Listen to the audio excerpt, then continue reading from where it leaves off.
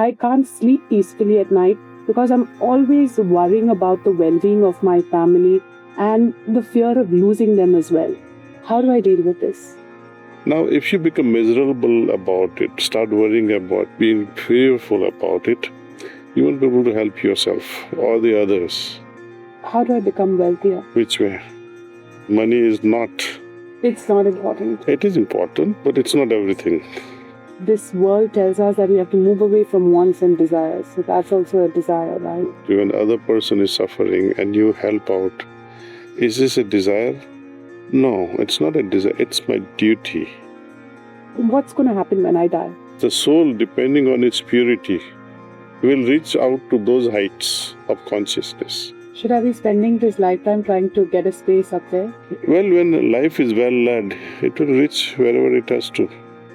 Will my life be fulfilled when a lot of people mourn my death? When you have really done good things, inspired them, helped them, enriched their lives, they will mourn, they will cry.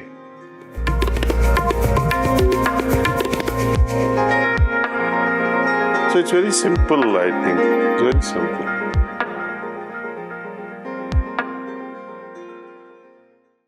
It's my proud privilege to be here at the Heartfulness Center in Kanha, in Hyderabad, and I'm so proud. I mean, I live here, and I didn't know that this wonderful place existed. So, Daaji, thank you so much for doing this for me. Welcome. I'm a seeker of well-being, and as a family, we've taken a decision that we have to keep people away from the hospital as much as possible. So, in our healing journey, I have 3 questions to ask you. The first, I can't sleep peacefully at night because I'm always worrying about the well-being of my family and the fear of losing them as well. How do I deal with this? Well, it has become part and parcel of our existence. Imagine a moment when the universe was created for the first time, creation, and when all souls were separated from the source. That created the very first sensation, very first samskara, or very first impression of fear of separation. It's always the fear of separation. When a newborn is there, starts crying as soon as it's delivered into this world, it's the feeling of separation from that comfort zone. Similarly, whenever something is happening that crosses through your mind and the danger is perceived, immediately the idea of separation comes. It has become interwoven with us somehow. Separation from loved ones, especially parents, or be it the children, or be the closest friends. So this is going to be there. Now, if you look for a solution, what is the solution then? See, Ramayana talks about if God has to give you the gift, that gift will have to be first and foremost abhayam, means fearlessness. It is only through right understanding that you are not only individual, but you are all interconnected, and there is nothing is going to take you away from this eternity of the soul that we talk about in religion. When we personally experience this eternity, indestructibility of the soul, then the fear will be gone. You will say, okay, what about my own death? You won't be afraid of it. Not that you invite it, but you won't be afraid of it. I'm not afraid of my own death. I'm afraid of my loved ones. The same thing will happen, that discontinuity will be there. Of course, we all worry. We are all human beings endowed with love and emotions. It's up to us how to go crazy about it or be pragmatic about it, see. Be practical about it, see. Something I can try to stop, something that I can prevent, somehow vaccinate against the situation, that's all I can do. More than that, I think we should limit ourselves in confusing with worries. More you worry, you will become helpless in actually helping the other person. You have seen the example of Manasi, right? Yeah. She went through a tremendous problem, right? Now, if you become miserable about it, start worrying about being fearful about it, you won't be able to help yourself or the others. Right? So first thing is I had to accept it. Only through acceptance I'll be able to find a solution. Okay, I have this problem. Now let me find the solution. But if I remain bogged down with fear and anxiety, then I don't learn anything from that situation. That's amazing. Thank you. My next question is, how do I become wealthier? Which way? We saw today money is not. It's not important. It is important, but it's not everything. Money is really important in life. Why? It's transactional. It is necessary for you want to buy a shirt, you want to buy a pen, you want to get food. It is necessary. You want to have certain choices fulfilled in your life. You want a proper, environment in your house. You want to educate your children. You want to have proper health care. To a certain extent, you do require finance. But does that make me wealthier? No. I need to have other qualities that can enrich my life. Richness is not only in finance. Finance is very much a need. Besides that, I need to have greater qualities like, compassion, love, developing utter humility in oneself that we are all interconnected and it can work together and grow together. That is, I would say, truly a rich society flourishing together. But that's also wanting more things. So I want to be compassionate. It's my desires. And then we have to, this world tells us that we have to move away from wants and desires. So that's also a desire, right? Well, let's look at it differently. Let us say you fell down here in this place and you are all alone. Passers-by are just going around and not looking at you. Right? Then you'll say, oh, nobody has compassion. Right? So when you look at from that perspective, and other person is suffering and you help out, is this a desire? No, it's not a desire. It's my duty. It is humanity. That's what makes us human.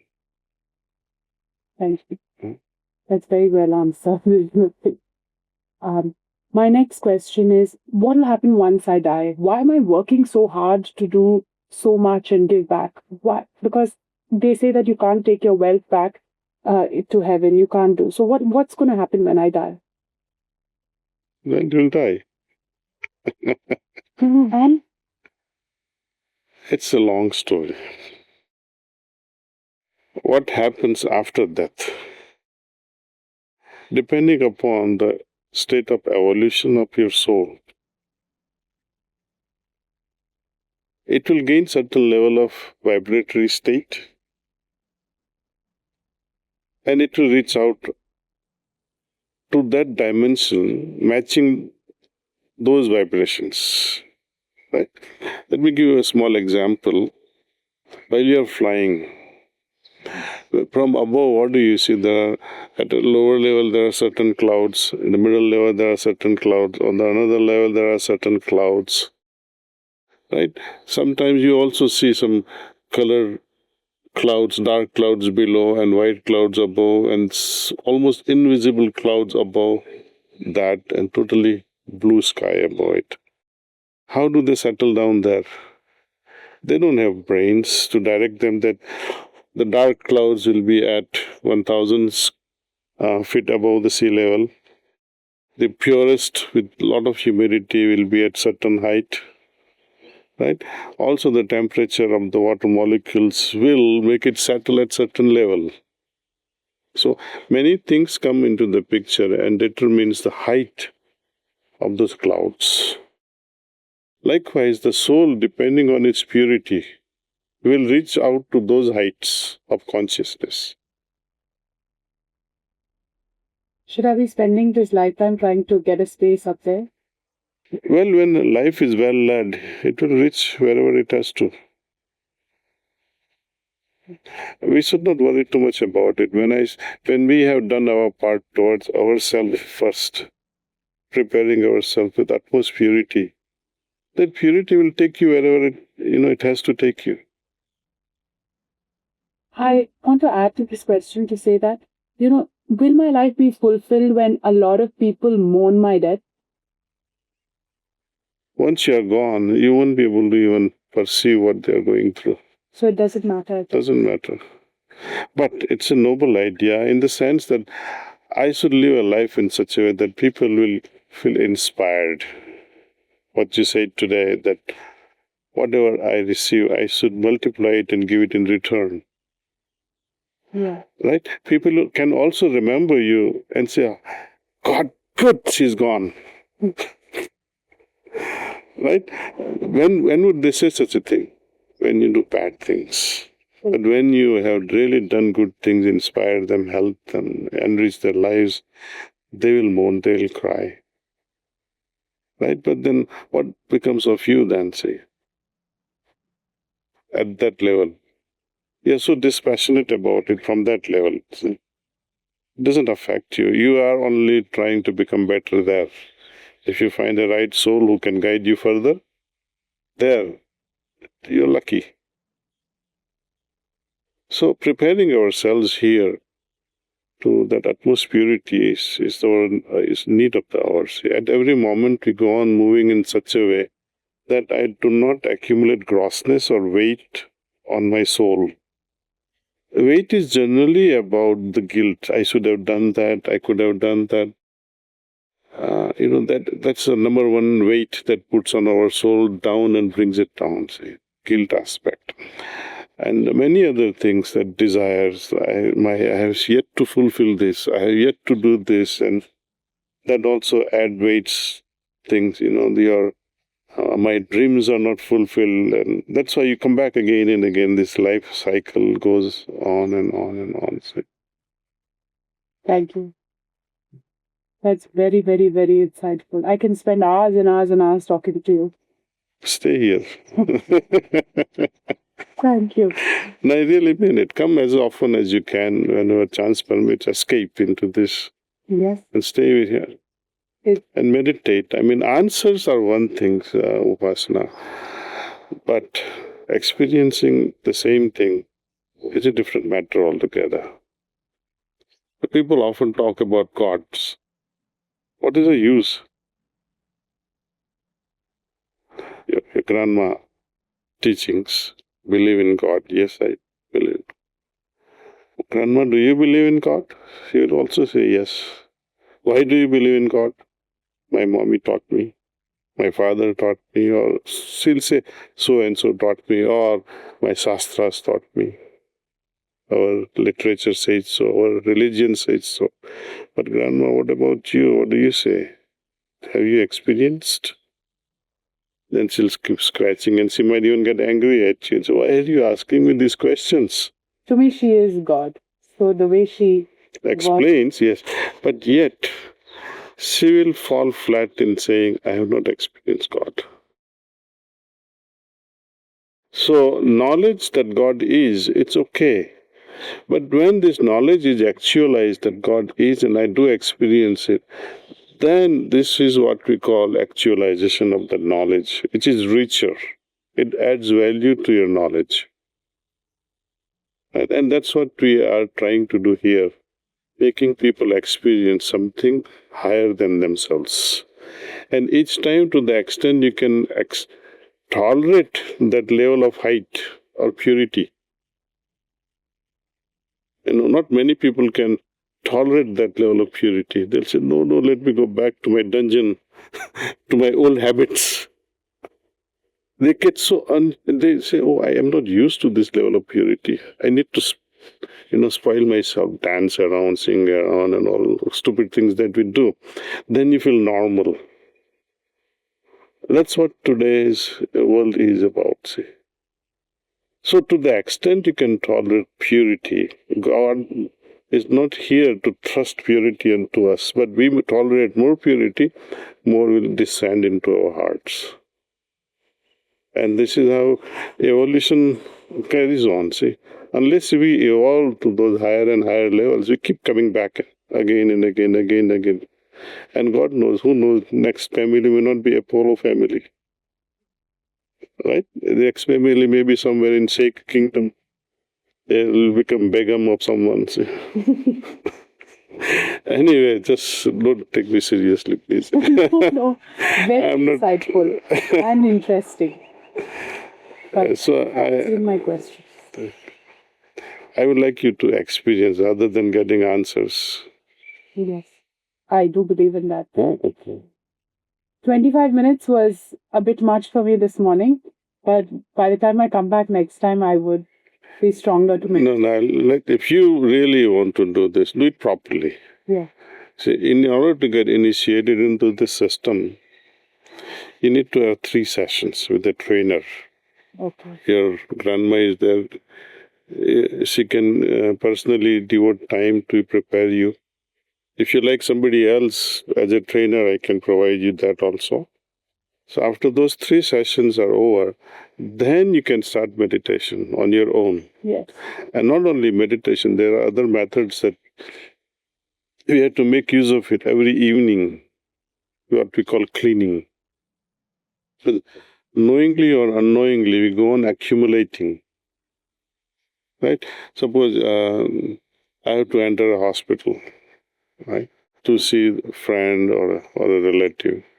The moment I enter, I'm not a sick person, but I'll be affected by the environment. Correct.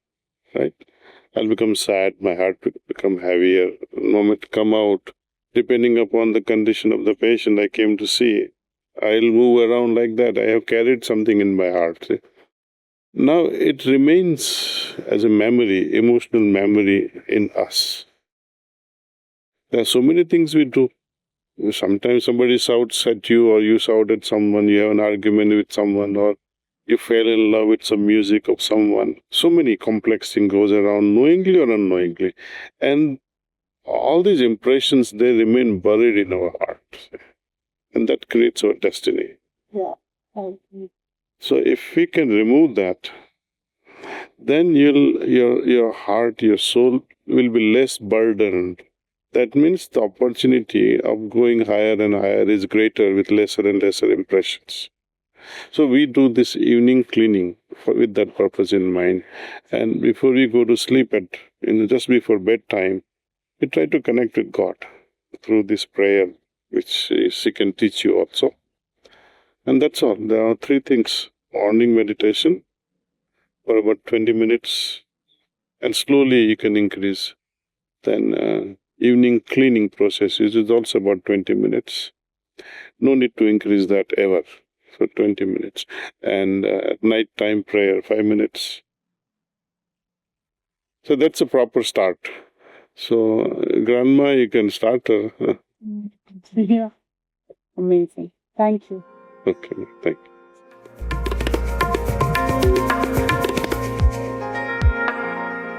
So it's very simple, I think. It's very simple.